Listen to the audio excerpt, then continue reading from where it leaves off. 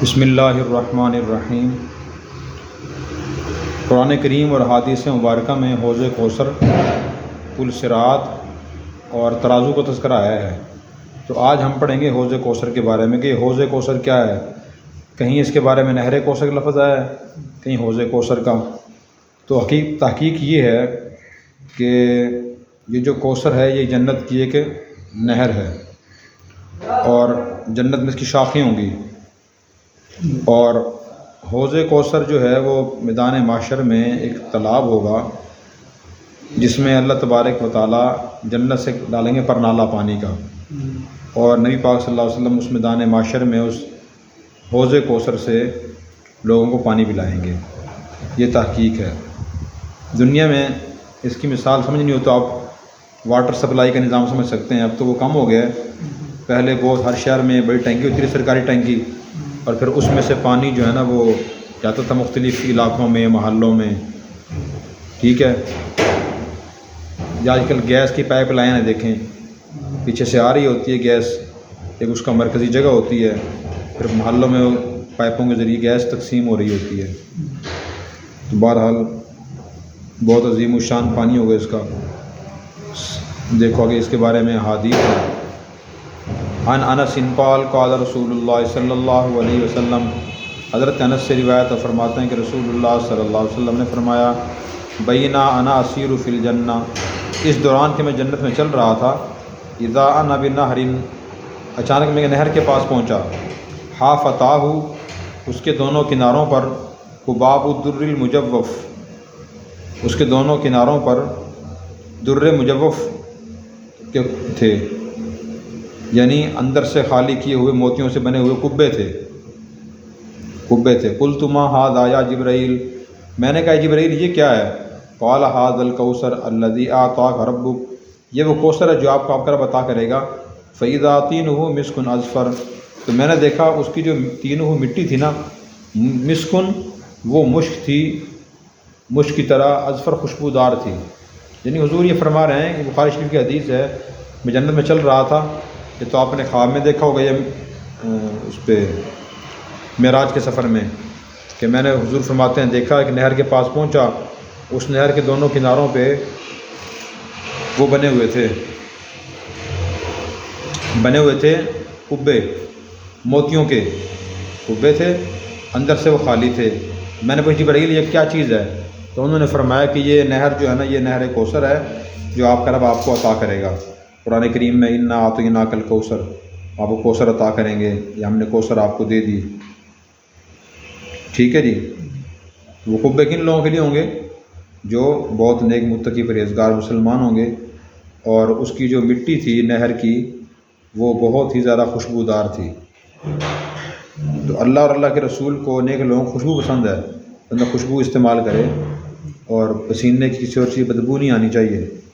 عن عبداللہ ابن عمر، عبداللہ بن عمر سے روایت فرماتے ہیں کہ رسول اللہ صلی اللہ علیہ وسلم نے فرمایا، حوضی مسیرت شہرین، میرے حوض کی مسافت 1 مہینے کی ہوگی۔ یعنی قیامت کے دن میدان معاشر میں جو حوض کوثر ہوگا اس کی مسافت کتنی ہوگی؟ اتنی کہ آدمی اس کے ایک کونے دوسرے کونے تک پہنچتے ہوئے 1 مہینہ لگے گا چلتے ہوئے۔ وزوایا سواء، اور اس کے کونے برابر ہوں گے، 4 کونا حوض ہوگا۔ ماؤہ ابیض من اللبن، اس کا پانی زیادہ سفید ہوگا دودھ سے۔ وریحہ اطیب من المسک، اور اس کی خوشبو مشک سے زیادہ خوشبودار ہوگی۔ وکیزانہ کنجوم السماء، اور اس کے پیالے یا گلاس آسمان کے ستاروں کے برابر ہوں گے۔ من یشرب منہا فلا یظمأ ابدا، جو سیدھا پیے گا کبھی اسے پیاس نہیں لگے گی۔ یہ اس نہر حوض کوثر کی صفات ہیں۔ میلوں سینکڑوں میل لمبا حوض ہوگا، اور اس کا پانی دودھ سے زیادہ سفید ہوگا، اور اس کی خوشبو مجھ سے زیادہ خوشبودار ہوگی، اور وہاں جو پیالے گلاس رکھے ہوں پانی پینے کے لیے وہ آسمان کے ستاروں کے برابر ہوں گے، کم نہیں پڑیں گے۔ جو اس سے پیے گا کبھی اس کی پیاس نہیں لگے گی، اتنا عظیم الشان پانی ہوگا وہ۔ عن سہل بن سعد قال قال رسول اللہ صلی اللہ علیہ وسلم، سہل بن سعد سے روایت فرماتے ہیں رسول اللہ صلی اللہ علیہ وسلم نے ارشاد فرمایا، انی فرطکم علی الحوض، میں تم سے پہلے پہنچوں گا حوض کوثر پر۔ من مر علیہ شریبا، جو گزرے گا میرے پاس سے وہ پیے گا، وہ من شریب لا یظمأ ابدا، جو تو پیے گا بھی اسے پیاس نہیں لگے گی، سیردن علی اقوام اعرفهم ویعرفوننی، میرے پاس کچھ قومیں آئیں گی، میں ان کو پہچانتا ہوں گا، مجھے پہچانتے ہوں گے، ثم یحال بینی وبینہم، پھر رکاوٹ ڈال دی جائے گی میرے ان کے درمیان، فاقول میں کہوں گا انہم منی، بے شک ان کا مجھ سے تعلق ہے، فیقالو، تو کہا جائے گا انک لا تدری ما احدثوا بعدک، آپ نہیں جانتے کہ انہوں نے آپ کے بعد کیا کیا نئی چیزیں پیدا کر لی تھی، فاقول سحقا سحقا، میں کہوں گا مجھ سے دور ہو جائیں، لمن غیر بعدی، جس نے میرے بعد تبدیلی کی تھی۔ یہ صحیح بخاری کی اور مسلم کی متفق علیہ حدیث ہے۔ اس کا مفہوم یہ ہے کہ حضور صلی اللہ علیہ وسلم فرما رہے ہیں کہ میں قیامت کے دن حوض کوثر پر میدان معاشر میں اپنی امت سے پہلے پہنچوں گا، اور میرے پاس لوگ آئیں گے اور میں ان کو پانی پلاؤں گا، کہ کبھی ان کو پیاس نہیں لگے گی۔ کچھ قومیں ایسی آئیں گی کہ میں ان کو پہچانتا ہوں، مجھے پہچانتے ہوں گے، یعنی آپ ان کو پہچانتے ہوں گے علامتوں کی وجہ سے، میری امت کے لوگ ہیں یا کسی اور امت کے لوگ نہیں ہیں۔ پھر میرے ان کے درمیان فرشتے رکاوٹ ڈال دیں گے کہ بھائی حضور کے پاس نہ جاؤ، دور ہو جاؤ۔ میں کہوں گا بھی ان کا مجھ سے تعلق ہے، آنے دو۔ فرشتے کہیں گے نہیں، آپ کو نہیں پتہ کہ انہوں نے آپ کے بعد کیا کیا نئی چیزیں پیدا کر لی تھی۔ میں کہوں گا اچھا، جنہوں نے میرے بعد دی میں نے نئی چیزیں پیدا کر لی تھی ان کو دور رکھو مجھ سے۔ اب یہ کون لوگ ہوں گے جن کے حضور کے رکاوٹ ڈال دی جائے گی؟ تو اس کی حضور نے کوئی تعیین نہیں فرمائی کہ فلاں قومیں ہوں گی، ان کی علامات یہ ہوں گی، ان کی نشانیاں یہ ہوں گی، بیان نہیں فرمائی۔ تو ہمیں بھی تعین کرنے کی ضرورت نہیں ہے۔ اگر ان کو متعین کرنا ضروری ہوتا تو حضور صلی اللہ علیہ وسلم خود متعین کر دیتے۔ اللہ جانتے ہیں یہ کون ہوں گے، ٹھیک ہے۔ البتہ ہم اس کی کوشش کریں کہ ہم نبی پاک صلی اللہ علیہ وسلم کے لائے ہوئے دین پر عمل کریں، اس کو پڑھیں، سمجھیں، عمل کریں، آگے پھیلائیں، اور دین میں نئی چیزیں داخل نہ کریں، دین کا حلیہ نہ بگاڑیں۔